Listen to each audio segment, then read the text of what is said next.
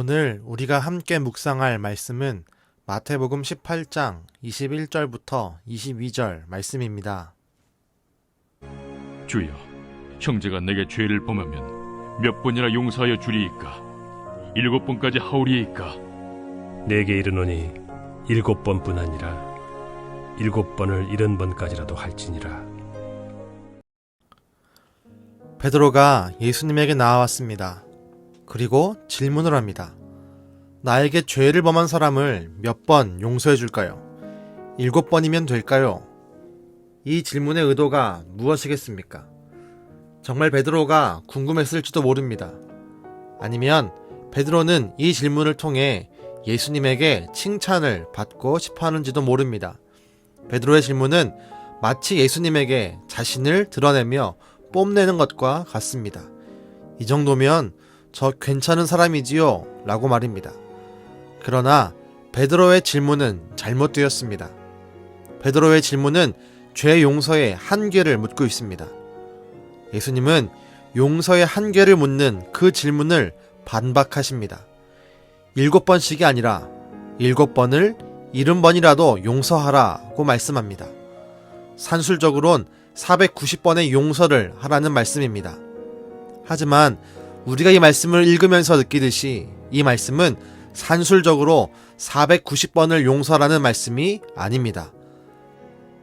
잘못을 저지른 형제를 무한대로 한계를 두지 않고 마지막까지 용서하라는 예수님의 말씀입니다. 이 말씀은 당시 랍비들의 가르침을 뛰어넘는 것입니다. 차원을 달리하는 것입니다. 당시 랍비들은 대체로 3번 정도 용서해주면 충분하다고 가르쳤습니다. 그러나 예수님은 용서의 한계를 두지 말라고 선언하십니다. 이 말씀은 예수님께서 우리에게 원하시는 기대감이 담겨 있습니다.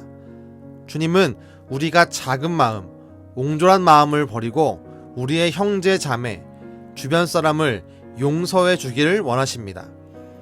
예수님께서 우리를 용서하신 그 모습을 우리가 보이길 원합니다. 이 말씀은 우리에게 용서라는 책임을 지게 하는 예수님의 음성입니다. 하지만 동시에 우리에게 용서를 누릴 수 있게 하는 예수님의 음성이기도 합니다. 예수님은 분명히 말씀합니다. 용서에 한계가 없어야 한다고 말입니다. 우린 그 말씀을 따라 우리 안에서 한계 지으려는 마음을 버려야 합니다. 내 아내와 남편, 그리고 자녀들, 내 부모를, 형제를, 더 나아가 함께 신앙생활하는 은강의 가족들을, 그리고 우리가 만나는 모든 사람을 용서해야 합니다.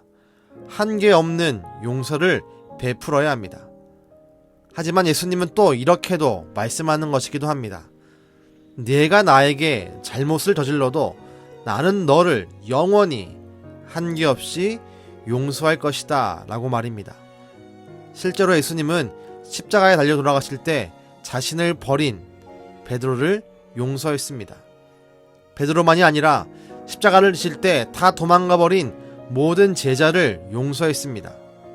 심지어 예수님을 팔려는 생각을 가졌던 가룟 유다도 용서하고 싶으셨지만 가룟 유다는 결국 회개하지 못했습니다.